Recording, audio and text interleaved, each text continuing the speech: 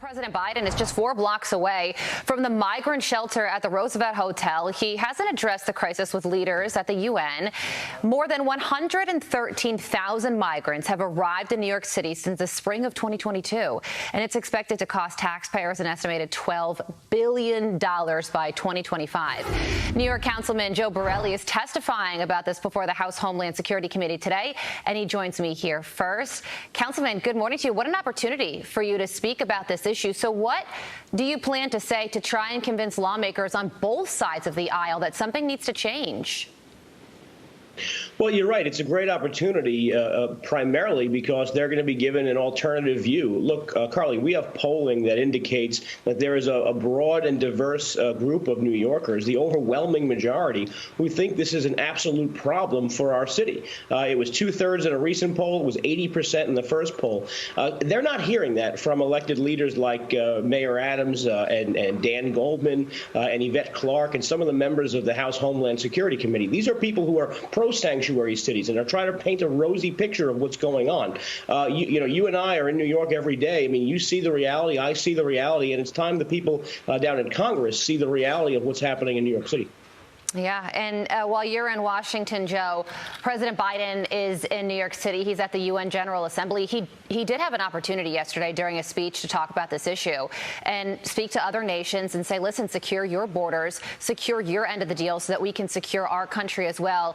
He did not do that. He also so far hasn't met with Mayor Eric Adams, much to his annoyance. Listen to what he had to say yesterday. President Biden is coming to the city. I am hoping that he understands this beautiful city that's the economic engine of the entire country is being saddled with a $2 billion that we spent already, $5 billion we're going to spend in this fiscal crisis, $12 billion in the next 2 budgetary cycles. New York don't deserve this. The asylum seekers don't deserve this. Yeah, so what do you think about that, Joe? He's saying, listen, President Biden, we're allies. Why don't you carve out 30 minutes of your day so we could talk about this issue together and try and come up with some solutions?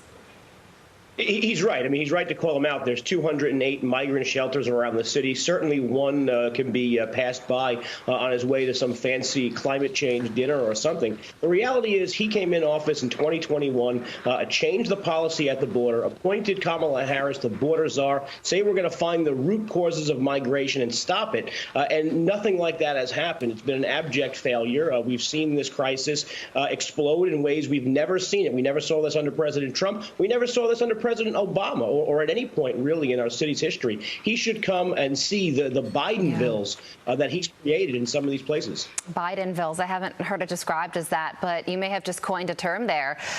Yesterday, the New York City Council met to talk about removing statues of former slaveholders and people who, quote, participate in crimes against humanity.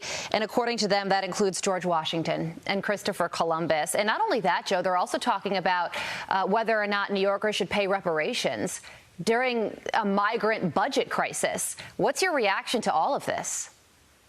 This is like the return of the pumpkin spice latte. Every fall, the city council starts to chirp about how we have to remove Columbus statues. As you pointed out, they added reparations. They added George Washington. These are people who just want to erase our history. Thankfully, they haven't been too successful in the past. The public and a lot of other council members see right through the nonsense of this. So I'm anticipating this won't go far, but this really does cut right to the heart of who progressives are. These are people who want to erase our shared experience, faults and all, but erase our shared experience as Americans. Yeah, and I was reading that Brookhaven, which is a town on Long Island, said, listen, New York City, if you want to get rid of your statues, bring them on over to us. We'll take them. So we could get into a situation where towns outside major cities have all the statues and there are no statues left in the cities because they can't tolerate it.